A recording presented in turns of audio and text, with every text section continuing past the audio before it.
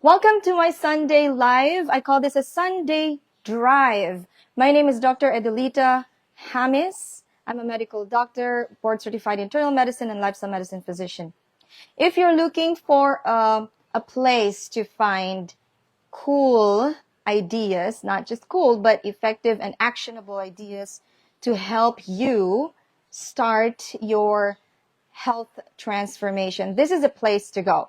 So my goal of this Sunday drive is to empower you to take back control of your health, motivate you to take action, especially if you're still on the fence. For some of you there who are still on the fence, kind of thinking, should I do this? Should I do that? When should I do this? When should I do that? This is a place for you to get some motivation and start, warming up to leading towards that journey. And also for those who are already started their health journey, but need some more momentum, this is a place for you guys too. Okay, so I have a very interesting topic today, as always, and it's about mental health. As a doctor, it makes me feel sad to see a growing number of patients coming in with mental health problems. And what's alarming is that people suffering from, anxiety and depression, they're getting younger and younger. In fact, according to WHO, World Health Organization, about 20% of the world's children and adolescents have a mental health condition of some form, with suicide as the second leading cause of death among 15 to 29-year-olds. To me, what is even more despairing is that symptoms of anxiety and depression, many other mental health problems, they're treated as if it is a fever or cough or an infection. No big deal, kind of.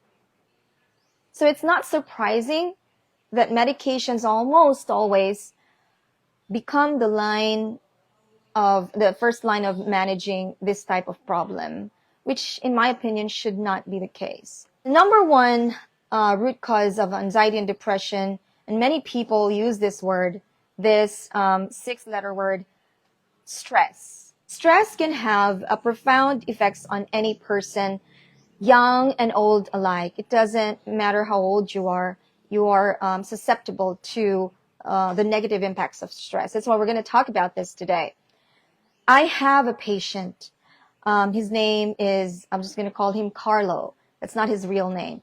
But Carlo is a 40-year-old gentleman. He comes to me needing help because he has been missing work for the last week. But when I kept asking him about the details, that's when he admitted that he has problems with his marriage.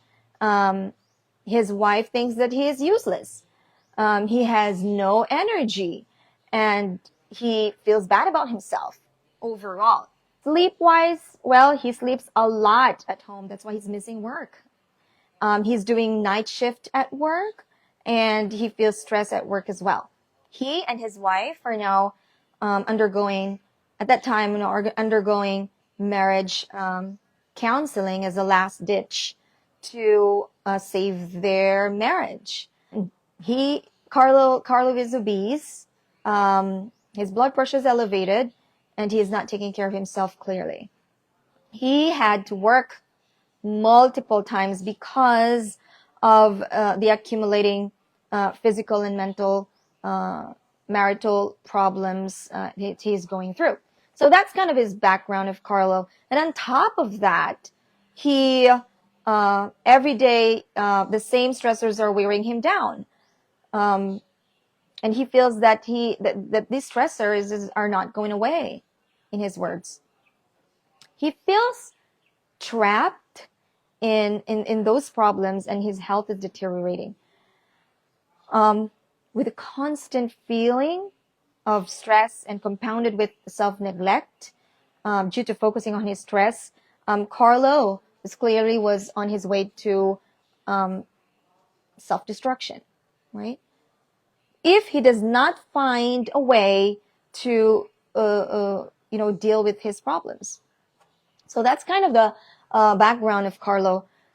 So we all can relate to Carlo in different ways. We talk a lot about stress. We talk openly about it to our family, to our friends, to our relatives, right? Co-workers. Picture this, and I think you can, relate to this. If you pay close attention to people when they talk about stress, you can sense competition. This is interesting. Competition. I was in a grocery store one day, and I overheard these three ladies talking to each other. They must be friends, one gal said, I heard, my boss was so mad yesterday that I feel like I was her target, and I get stressed thinking about it. Then the other friend replied, "Oh, remember that I told you we're gonna have a new boss, and guess what? She's worse than our previous boss." And the third gal said, "Oh, you can't imagine my stress this week. I just heard that two of my office mates are leaving work, and my boss just talked to me and said that I have to, do their work until they get a new hire." Stress is a part of life. And somehow in our evolution, we've mastered the art of expression of stress. But the problem I'm seeing right now is that we fail to understand and know how to process the negative emotions brought by stress so that they don't make us physically and mentally ill. So again, stress is part of life, but and we were very good at expressing, how stressful we are, but we are not so good at understanding stress so that we know how to positively react to stress. Any circumstance that causes you stress is called stressor. And it can be a person, an event, physical changes, environmental changes, behavioral changes, our interaction with our, family and relatives and people around us. Even, this is the thing, and I want you to think about this, even imaginary situations like worry and fear, they could become stressors. Your worries and fears could become a stressor. Do you know? This is a fact. Do you know how many thoughts we can have each day? Humans have about 70,000 thoughts each day. And most of the time,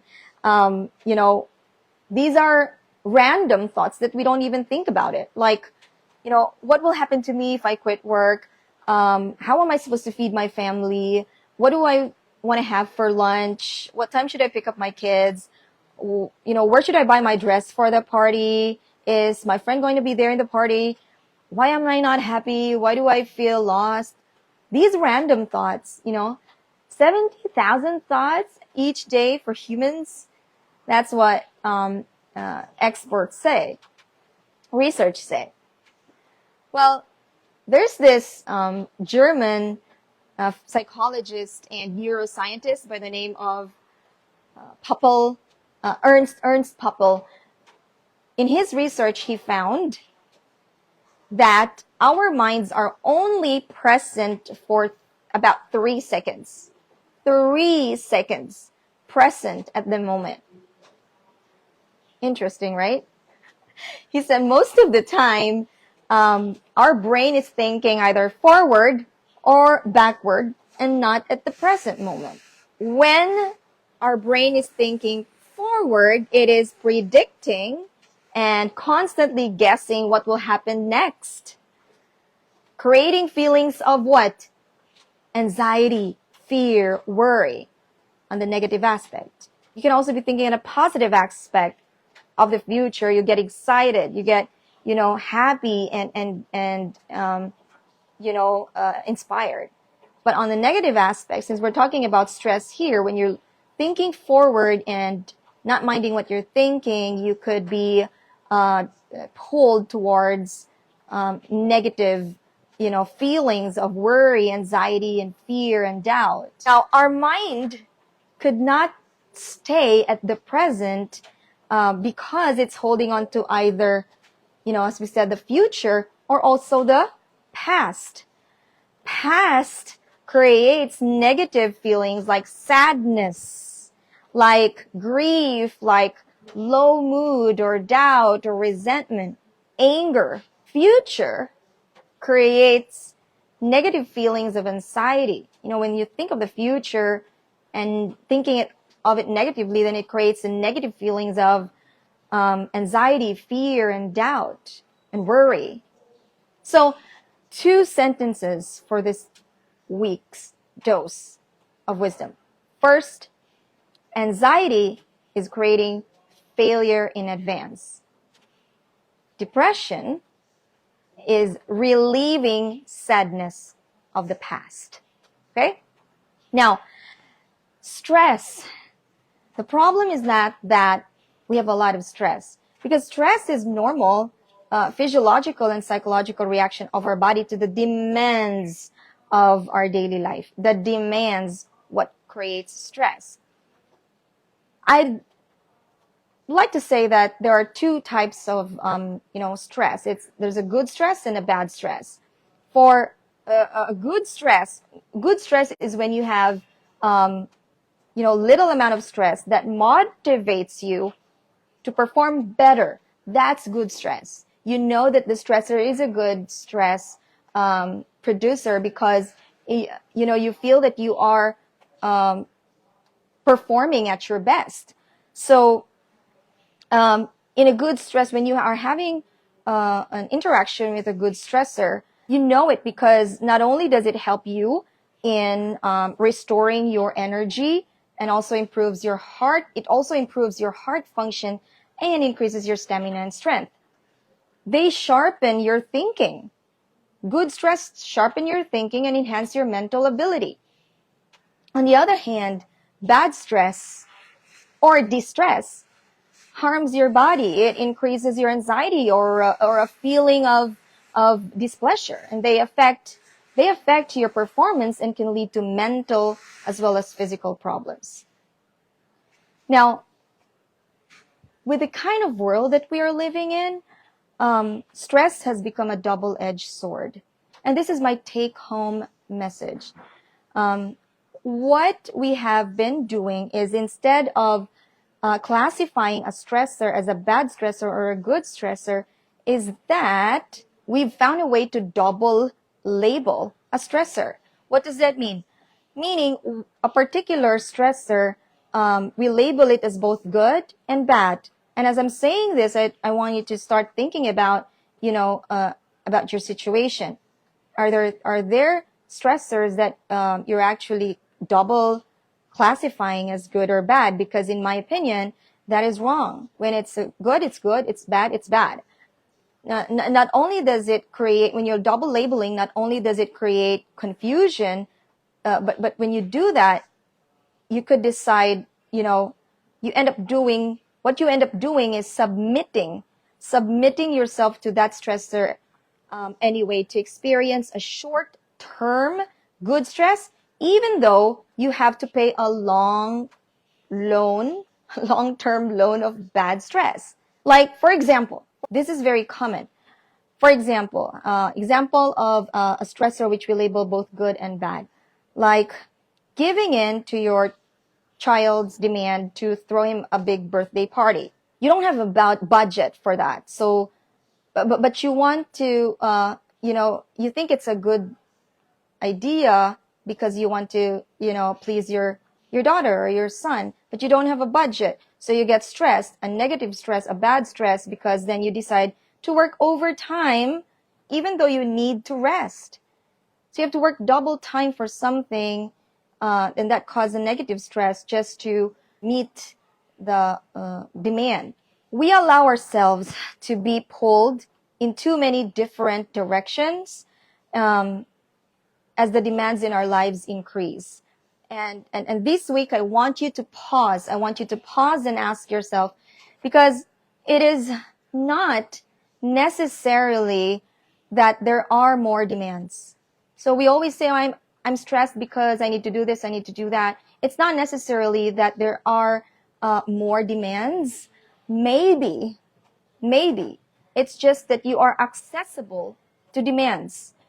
And even if you don't know, and the problem with that is, if you don't know who you are, what you want for yourself, and why, it is important to prioritize yourself, and you don't have a plan, I can promise you that you're going to fit into everybody else's plan, to anybody else's plan. And you're going to wonder why you're stressed. That's my weekly dose for this Sunday Drive, everyone. If you like this topic today and you want to watch the previous episodes, you can do so by going to my website, www.theplanedilita.com, under video channel. I also have a YouTube channel. You look for, just type The Lifestyle Changers MD, and you have all my episodes there. Thank you for your time. I hope that you'll make this a Sunday routine to join me live next time here. Have a blessed Sunday, everyone. This is, by the way, recorded, and you can replay this anytime. And feel free to share this to anybody you know who might like to listen and have their weekly dose as well for health wisdom. Again, my name is Dr. Adelita, and I'll see you again next week. This is every Sunday Philippine time at 8 a.m. And if you're in the USA, it's 5 p.m. Pacific time or 8 p.m. Eastern time. Thanks everyone for watching.